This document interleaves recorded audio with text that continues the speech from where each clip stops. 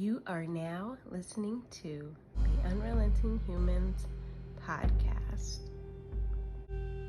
So Yeah. when that happened, even with my quadricep, when that happened, I had two choices, and I kind of hid it from people. And it was I actually walked on it for about a month and a half, 2 months, with a cane, and the military had diagnosed it as a strain, even though my leg was twice the size. It had Mm-hmm. literally swelled up twice the size. And they're like, "Oh, it's just a strain," and that's the caveat with the military. Good and bad, good and bad.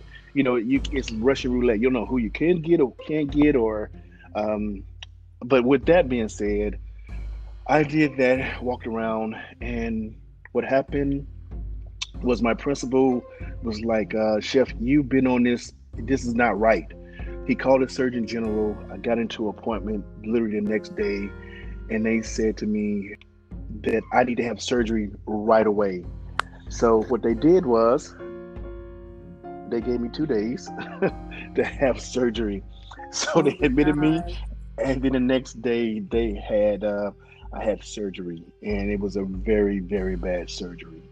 Um, and when I got out, I was faced with two different things. Delta Force called me up as by name request to come and do something for them and work for them. And then when my old principals called me and say he wanted me to go to Iraq with him, to be his security detail slash advisor. And I also didn't know, but I would be like the chef there for just a couple group of people for our grouping. But Uh-huh. that was me just doing it for fun. And I didn't tell him about my injury. I just said, okay, I want to go to Iraq again. And I went to the physical therapist and I said, he said, well, we're going to get ready. We're already here. We want you to come in a month, basically like live over a month. I said, Yeah. okay, great. I went back to the physical therapist, the doctors, everything. I said, hey, I have to go to Iraq.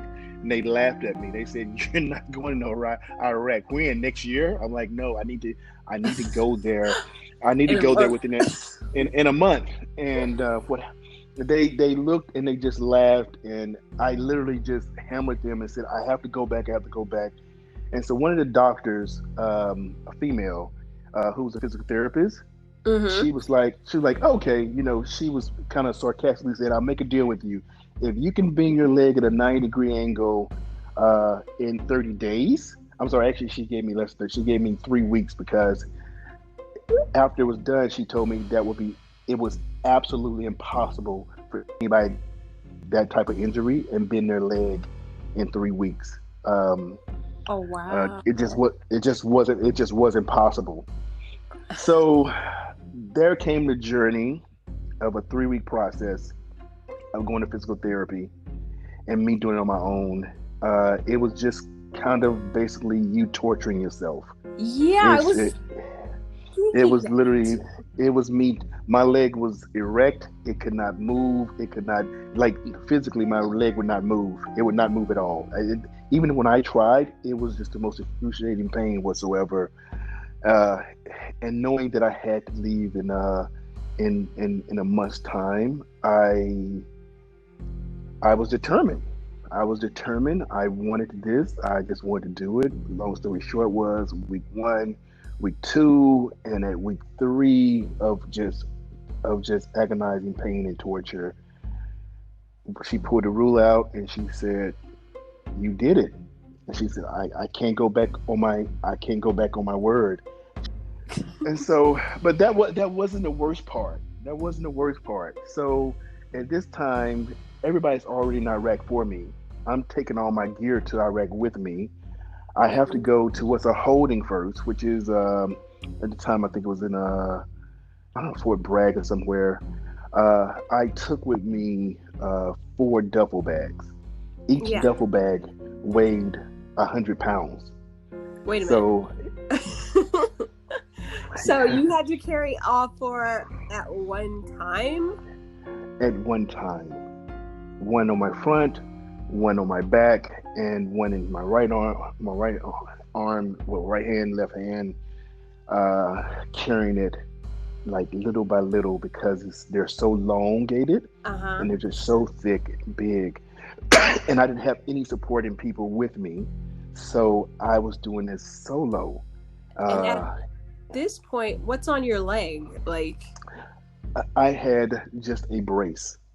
I had a brace and I had a leg. I literally, once I got out of the hospital, I'm sorry, the hospital. Once I did physical therapy, I left within 7 days of that when mm-hmm. my leg was just getting done. Like I literally just was able to do it that way. And we had to do a stop for 7 days. I'm sorry, 5 days over in Bragg, and then well, I rather, flew from Bragg over to Iraq on that long journey.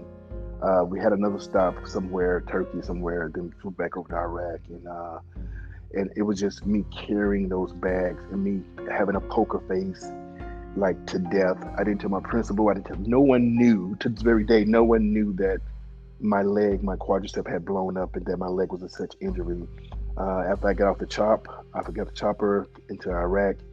I had the four duffel bags and came over. The principal saw me. He was glad I was there.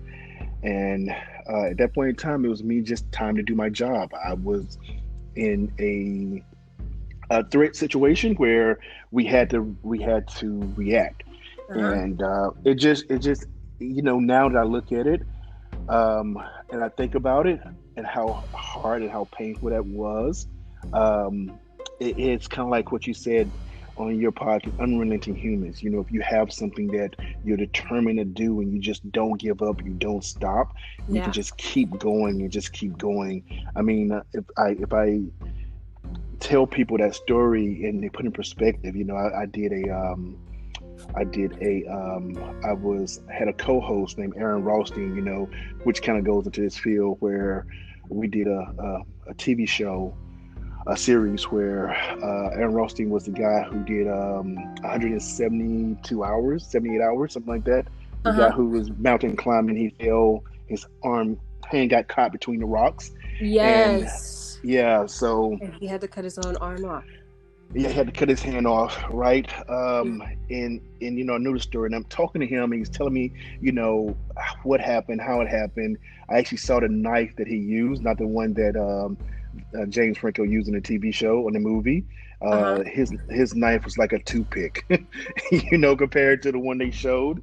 Uh-huh. I'm a fun guy. I make fun of myself, and I told him, I hope you don't make fun of you, but I pulled out my Kakari knife. Um, uh, and said you should have had this knife. It just took one slice, but it's just amazing what your mindset and what your heart when you put your mind and your body together, especially in a life and death situation. Some people will actually choose death over it because they won't be able to handle the pain. But the people who are unrelenting and say, I have to do it, if you're doing it for your kids, even for your pet, or if you're doing it for yourself, you won't stop. You'll keep going. Yes, exactly. Yes, that's exactly what unrelenting means. Not yielding in strength or determination. And that story that you just told me, I didn't even get to cut in and say some of the things I wanted to say, but damn. I'm sorry.